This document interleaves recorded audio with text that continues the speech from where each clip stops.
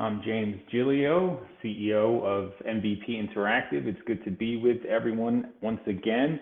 I know I said this last time, but I promise I'll have a backdrop once I unbox my new office. But I look like I'm in a hostage video here, so I do apologize. But I promise the next one I'll have some backgrounds for us, so it's a little bit more aesthetically pleasing there. But happy to be here again this morning, so we will get started with our mentor session here. So the first question is coming from Quade Sturdy. He asks, how do you balance honesty and giving out too much information?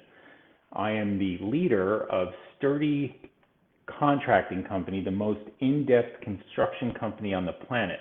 I am curious where to draw the line of being honest with sub-trades, clients, suppliers, etc. I believe honesty is the best way to approach situations. However, I feel as if I complicate situations by providing unnecessary details.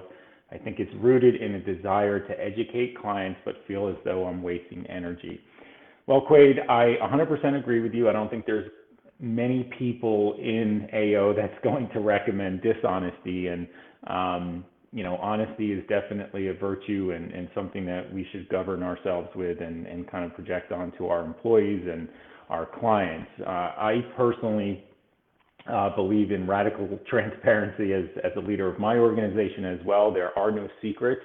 I think being open and honest at early stage companies is tremendously helpful to culture, as well as establishing respect and trust with all of your colleagues and employees, as well as your vendors. So I don't think that that is necessarily a bad thing. However, I certainly empathize with you with someone that's considered nice or has been called nice. People tend to take advantage of nice people, right? And so that's something from an improvement standpoint that I've had to work on as a business owner and leader as well, because essentially the world has taught us that, kindness is sometimes interpreted as stupidity, and that's not the case. So you don't want to be taken advantage of. So one of the things that I found helpful for me is, what I call adding a little bitter to the sweet, right, or to the sour. And so you don't necessarily have to change who you are as an individual, but I think, this idea of trusting and verifying approach to what you're saying and what people are telling you is that, you can certainly be open and honest, but also have an element of verification, or at least sternness, that you can present your messaging in a way that's respectable, that's not going to be misunderstood and be taken advantage of. But maybe what you can do is really, when you get into a situation where you feel like you're oversharing, just take a beat in terms of pausing and essentially assessing what you're trying to convey to the person. Present that message, but then also tie something, a condition, to what you're saying. So, for example, if you're going to, say, agree to a net 60-day payment term, for example, because the person that you're speaking to is saying, hey, I'm just waiting for some receivables, budget's a little tight, and so you want to be a good partner and say, okay, well, we'll extend our payment terms. You can do that, but add conditions to that. So you can say, for example, okay, if you're able to pay prior to 60 days, we can provide a 1%, 2%, 3% discount. However, after the 60-day term, we're going to have to either repossess or charge an additional late fee, but really project that message to know that you're doing the right thing by being honest and trying to be a good partner, but then also adding a condition to not being taken advantage of. And so it's certainly a balance, and I can understand your position too in terms of going deep and wasting energy because you want to over-explain. And I work with some individuals here that I like to say that get in their own way, right? Because they'll drill down on a particular topic, or they're trying to educate, but they're going too far into the weeds. They're going way deeper into what the counterpart is looking to receive, and so. Again, it's just trying to take a moment when you're in that moment to just kind of pause, evaluate what you're saying, and maybe just kind of cut it to the point, right? And if you need things to sort of train yourself, just bullet out, talk in bullet points. I'm a big fan of that, you know, in terms of sending messages or emails. You know, people send these epic 3-page emails to me where I just don't have the attention span, nor is it, I think it's appropriate to send these epilogues of emails. But if you really start thinking and speaking in bullet points, you'd be amazed how people are able to digest that and really create these snippets of information where you can be nice, you can be stern, and be effective and straight to the point. So try to think in bullet points. All right, next question is coming from Joe the Home Pro. How do I figure out how much I can pay someone for a sales position that is salty plus commission? I think you mean salary plus commission. You don't want a salty salesperson. I own a home inspection company. I'm adding an outside business development position and unsure how much I can afford to pay them with a salary plus a bonus. Okay, so I think most people here with an early stage business and those of us that have grown a business would strongly recommend, if and when possible, to try to bring on sales talent as a commission-only pricing structure. You know, it's going to do a couple of things. One more importantly, it's not going to waste any additional revenues or finances that you have to be really close to and hoard, so you don't want to overspend on, you know, a high base salary for someone that is really unproven. So, you know, a theory that we've tried to implement here and I have implemented is this idea of selling yourself into a position, meaning that you can start in a probationary period where it's 100% commission for, call it 90 days. And then after that 90 days, based on how much you've sold, you know, did that warrant, you know, or justify a salary plus a commission for your comp plan. So, you know, creating that philosophy of, you know, earning your way into a sales position is something that I think, again, will wean out the performers from the non-performers. And if a salesperson that you bring on is competitive, they're going to want to prove.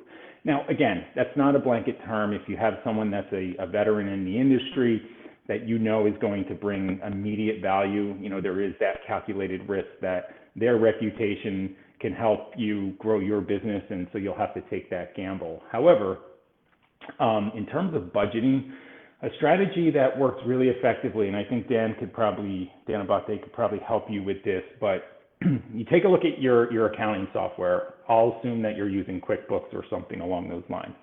What you can do is download your entire P&L over the year and import that into a spreadsheet that breaks down your your forecast for the year into monthly snapshots. So, you know, you can just call it January to December, and you can see where your cash flows are sort of bumpy, where your SG&A or your reoccurring administrative costs are going to be, and you put that into a spreadsheet. And what I like about the spreadsheet is that you can then create formulas in that you can do estimates based on bringing on new headcount, new salesperson, put in their wages, and then, you know, have the spreadsheet compute what your forecast is going to look like or what your revenue is going to look like based on the averages over the past year. But it's really important that you can break these down into monthly columns, you know, but again, all the information is there on your P&L from QuickBooks,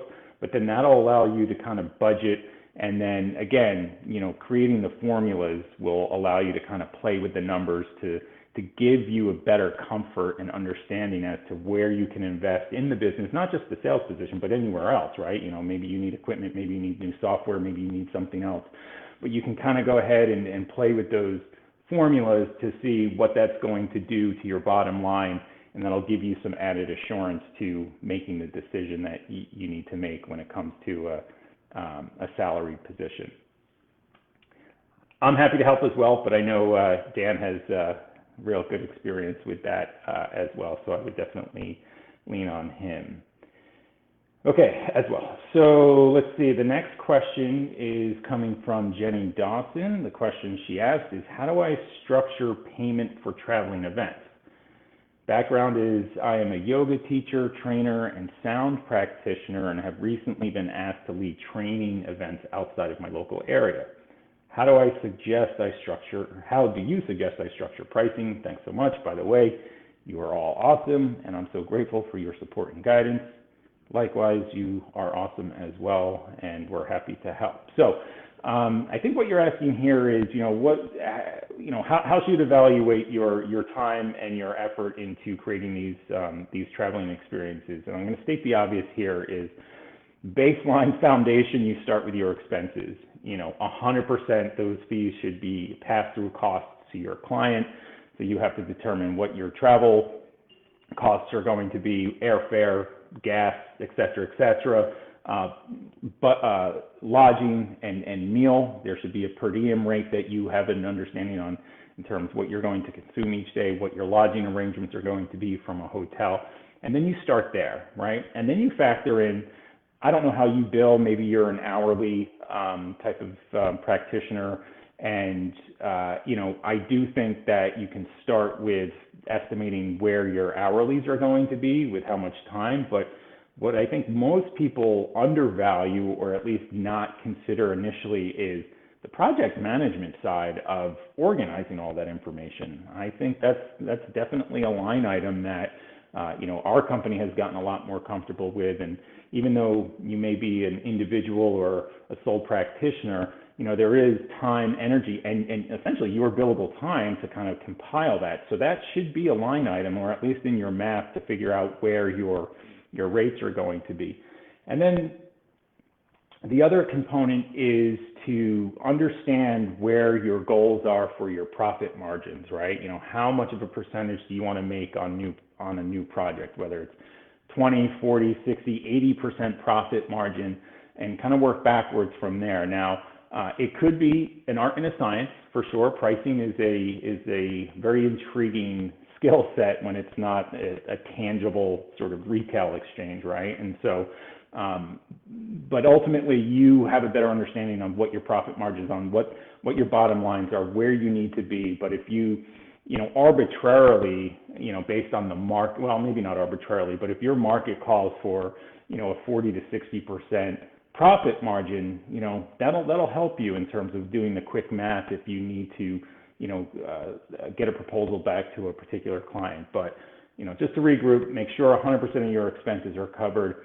Don't forget a project management, line item, or at least billable rate, and then think about your profit margins as to where you want to, show the revenues and where you value your time. So I hope that helps. All right, next question, Allison.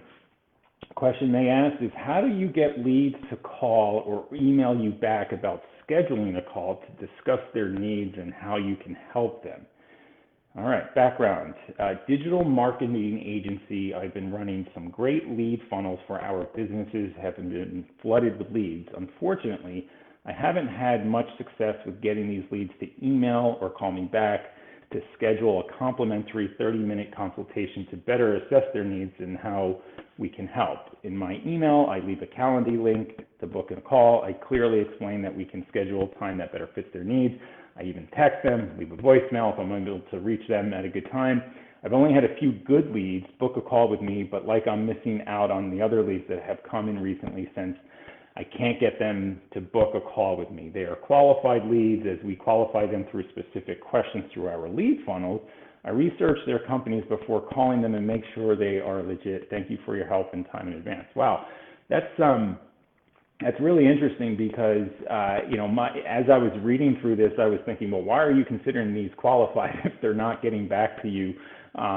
People will blindly do things, and I understand that when there's, no exchange or commitment, people are flakes, right? So my one consideration for you, and also I will say, I like how much you've mentioned better assess their needs. Having a needs assessment is paramount to what your sales approach should be, and asking more questions versus dictating a particular service or product is much better, in my opinion, in terms of developing and controlling the sales cycle. So I think you're on the good path there in terms of trying to get the needs assessment. But what I've learned is, if there are these blanket introductions or commitments without any structure to it, people are going to flake. And so I would think about ways that you can incentivize those individuals to booking your time, right? And so I know you said it's a free consultation. That's a good strategy, but maybe we need to think of something a little bit more tangible. Something that we have implemented over the past year that's been pretty effective is, the idea of these virtual coffees, right? The pandemic has forced everyone at home, and people want to sort of get cute with how they're communicating via webcam or a phone call, conference call, what have you. But people say virtual coffee, but that means nothing, right? It's just you're anticipating somebody has a cup of coffee on their desk when you call them. But what we've done is we work with a service called Thanks. It's THNKS, which we offer Thanks a latte, right? And so you can predetermine the amount of money you're looking to spend, but you're essentially gifting your market with potential Starbucks coffee or lattes, right? And so the strategy or the hook that we use is when we are reaching out to a prospect, we don't offer that coffee immediately, but what we do is once they book that meeting, we then send them the coffee to create that incentive, because now there's a commitment, right? And this is a part of trying to control as much as the sales cycle as possible, because again, if these blind commitments, people are going to be flaky. So it can get expensive. Obviously, this is not something that, at $8 coffees, you can do at scale. But I think maybe if you just kind of tweak some of your outreach, if you're really drilling down who these leads are, you're putting your time into investigating if they're the right fit, they're answering questions. It seems like you do have some information, and so maybe focus on the quantity or the quality versus the quantity, and so kind of try some exchange. And if it is a gift, so be it. You're already investing in these lead funnels. You're already, you're probably saving some money in terms of what you do as from a digital side, but maybe look into some gifting programs or platforms. Again, we use Thanks, which has been really helpful because they also provide analytics, so you can see how many you're sending a month, who's receiving them, but then also converting them, because not only are they receiving the coupon, but they have to actually download it either onto their app or use it at a store. And so once that happens, you're alerted to see who's actually converting that. The other thing is I would maybe rethink some of the strategy in your messaging. I don't know what your outbound messaging is, but one of the things that we've really tried to get or find improvement on is really not selling your service or your product in that initial outreach. And I think you're on the right path with just kind of selling the appointment time and just trying to book people's time over a short period of time. And so maybe 30 minutes maybe is too long. Maybe cut that messaging down to 15 minutes, right? Maybe just do some A/B testing with your messaging. Are you doing these epilogues, as I mentioned previously, these long, 5-paragraph essay emails? Those are not effective. I had a salesperson that loved to send multiple links of all of our information, and essentially when you're throwing the kitchen sink at a prospect, the likelihood of them needing to contact you to ask questions or to find other value is not going to be there, because you essentially gave them everything. So try to tweak with dripping information. Don't send them everything all at once, and continuing to follow up. So I think that's where most salespeople get discouraged. We've all been there. Sales is not easy, despite what our friends and family think. But I actually coincidentally have some statistics in terms of following up that I can read off right here. And this is from the National Sales Executive Association. So here's some general high-level sales statistics. 48% of salespeople never follow up with a prospect. So make sure you're following up. 25% of salespeople make a second contact and stop. I see this all the time, and this is something we constantly focus on. It gets so discouraging after that second attempt. You're maybe doing 3 or 4 attempts, but here's the kicker. 80% of sales are made between the 5th and the 12th attempt. So you have to be resilient. You have to continue to follow up. And I think it's just getting smart with your messaging to help better create those conversions for you. So hope that helps. All right, next question coming from Carrington. What is the best way to learn how to answer objections in a confident manner? I run a commercial photography business specializing in product photography. When talking with prospective clients, what is a good way to increase confidence and learn answers to questions or objections that won't lead to more questions? Well, good question. I'm going to go out on a limb here, and I would bet that your biggest objection is probably price. I think generally for most businesses, trying to create that value proposition is the most difficult objection to handle in terms of justifying the expenses. And so I would highly instruct, Tom Black is obviously an expert in this, and being able to work with him and handling all the objections that he has seen throughout his career. Because again, no matter what your business is, it could be different from another industry. There are these general themes that are consistent throughout all of our businesses, and objections are one of them. And so I would detail in short order what objections you're hearing most frequently, and start there and really hone in on your script in terms of how you handle those. Again, if it is price, we get that a lot. Thankfully, we work with some larger brands, professional sports organizations, and you'd be amazed how clockwork and how consistent we don't have budget for this, right? And so we've gotten pretty good at handling that particular objection. And, the best strategy in that capacity for us, or, I would recommend, is really empathizing, agreeing with those particular people that if price objection is a concern, say, I absolutely understand that. I can agree why you would think that way. And then kind of reference some other clients and use them as sort of your calling card to say, XYZ client felt the same way, but here's what happened after they made the investment. Budget was never considered in the future based on the success of, the campaign. The photos were great, and, they've turned into a repeat customer, right? And so there's real, messaging and how you can get comfortable with handling those objections. And so I just don't know what they are for your business. So I would just detail maybe the top 3, 4 that you are consistently hearing, and then really work on a script to handle them and getting comfortable with that, right? And just getting, once you get comfortable with responding to that objection almost as a default, it's more believable, it's convincing, and you're not going to sort of be caught off guard with stammering and not being able to answer the question properly. And so you'll come off a lot more as an expert and confident. So start there. Definitely lean on Tom. He can help you on that end too. All right, Kimberly Vincent, how can I reach more prospects in a quicker time frame? Business description and background. Serene Workforce offers virtual care, informational webinars, and on-site massage therapy for large companies in Canada. We solve problems related to employee stress and pain management for increased productivity and corporate bottom lines. I am the company at this point and want your opinion how I can ramp up sales faster. How would you do it in order to reach more prospects faster? Well, don't we want more clients? Don't we want them all, right?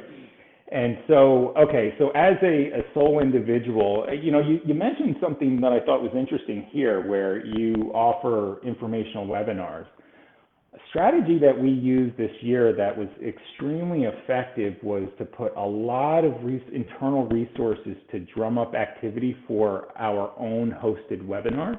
And so we held a panel with colleagues and other clients that we worked with in the past to create our own MVP interactive webinar on augmented reality and artificial intelligence, right? And so the first thing we did was, okay, who are going to be our counterparts? Do you have any counterparts in the industry that could be a thought leader that could present with you? Or maybe you moderate a particular webinar as the thought leader. But maybe it's an old client as well. And, you start there as the baseline. You get your sort of cast, right? And then from there, you compile a lead list to do your outreach to get the commitments to book those webinars. It sounds like you already have experience in that, so that shouldn't be much of a lift for you, but you're probably thinking about how you can create value for others through webinars, but think about it yourself, right? Like think about your business, you're a thought leader in the space. Leverage the scalability of an online webinar to evangelize your business. And I think that's a real key strategy in taking a lead list, and again, earlier messaging, the commitment doesn't have to be one of which where people are physically leaving their house. They can do it online. Maybe you can do some incentives. Maybe you can do some, sweepstaking in terms of, have a chance to win a free massage or whatever your service or product could be that would entice people to join. The other thing is stating the obvious. I'm not an expert in social media. Obviously, Sean is. I would think about maybe creating a social media campaign. I can't think of a more scalable B2C platform than social media, and that doesn't have to be just still photography. That could be content, whether it's YouTube channels, TikTok, things of that nature, right? I think the hardest part there is just being consistent in posting, making sure you have relevant content, and you're targeting the right audience. But I think from a scalable perspective, getting more leads at once, definitely social media, and just create a webinar for yourself in your own business. And I think that'll bode really well for you. All right, last question here. We have Roselli. What factors should I consider when creating an exit strategy for my business? Background on the question: I would like to structure my business to operate without me so that I have the option to sell it. Two totally different things here. I appreciate where your head's at. Full disclosure, I haven't sold a business just yet, but I can tell you for a fact that those are two very separate parameters, because here's a news flash. Generally speaking, the person or the company that wants to buy your business wants to buy you as well, in terms of bringing them on board to the team, showing them the way, creating the value in what you did, because you have to build something of value that somebody is interested in. That's going to be you, and that's going to be your work. It's going to be your system. It's going to be your processes. It's going to be your procedures. So operating a business independently or having it run, that's great. I mean, that's a business owner's dream, but that has not or very little to do with, where an acquirer is going to value your business, because I can guarantee you with a high level of certainty that there's nobody looking to buy your business if they know that you're checked out 6 days a week and you're, sipping cocktails while, your business is running. Now, however, if you're, at millions of dollars in net profit and the thing is a machine, there could be some exceptions there, but let's just break these two parameters down, right? So if you want to operate, the business in where you don't have to manage it on a day-to-day, great. That's the dream as a business owner, right? The only way to get there is to really establish your processes, your procedure, understand your total addressable market, how big your market is, where your revenues are. But what's going to happen is once you get your processes and procedures down, the magic is when you can onboard new people or colleagues can leave and you're able to replace them in sync and in lockstep without any sort of detriment to the workflow of the business, you're in a good spot, because that means that your personal dependency on the business is sort of removed, and you're relying more on the processes and the procedures, right? And so that takes a lot of time, and I think you're in the right group, obviously, for people helping you establish what those processes and procedures are, but that's what's going to help you first from being able to sort of own the business and not the business own you. And again, I think you're in the right headspace to get there. That's all where we all want to be, right? So that's step one. Step two, in terms of an exit strategy, I don't know much about your business. Obviously, Sean has great experience in being able to exit. I haven't exited my business quite yet, but I've been at the table with potential acquirers. What you really need to show is where your profit margins are, where your net profit from an EBITDA standpoint, and how big your market opportunity is, right? So again, without knowing what your business is, it needs to be one of which that is generating some real cash flow. You're making strong profits, but then also the total addressable market is big enough for an acquirer to say, hey, if I take on this company, I can 10x my revenues or I can 20x my business because they're being able to fill a need in a marketplace that I'm missing, but it's big enough that they can generate additional revenue, because that's what it's really all about. Cool businesses don't get bought just for the the sake of them being cool. They need to be a real business and earn money. The idea of like buying competitors, I think that's a wrong strategy these days. Not a lot of people just buy companies to get rid of them. I think there's other ways to facilitate that, but I think when you are looking to exit, you 100% need to have a rock solid net margin, positive EBITDA, clean books, and a large addressable market. Or if you're finding like a joint venture or a strategic partnership, again, not knowing your business, it's what other tangential businesses out there that you could align with that that you can help them grow based on your product, your services, your procedures and policies. But do not get it mistaken that, you're going to be on the beach and someone's going to call you and say, hey, I want to buy your business. Has it happened in the world? Of course it has, but is it likely? No. But take a two-phased approach there in terms of step one, getting it to the well-oiled machine that it needs to be so you can sort of own the business and kind of work under your terms. And then, again, have the business grow from a revenue standpoint and a total addressable market standpoint that it's going to be attractive. It's unique to others out there, and that, there's going to be another company that sees the value. But you're going to play a part in that. You're 100% going to be a part in that. And again, this is just anecdotal. I was at the table with a company that was looking to acquire us, and I swear to God, I felt like I was being horse traded in terms of what I was willing to do, how much involvement I could help their company. And, MVP is not James Giglio. It's a collection of people and processes, products and procedures, right? But when I was at that table, there was not a situation where we're buying the business, we're buying James. And so I think that's a key part in all of this. So, but again, I wish you luck in it. I think if you get to that first step, you're going to be very happy. And who knows, you may like that lifestyle as well, where you just have a revenue generating business that only warrants 10 hours of your week. That would be awesome. So that is my time. I appreciate the questions. And until next time, I promise I'll have a background. So enjoy your week, and I will talk to you guys soon.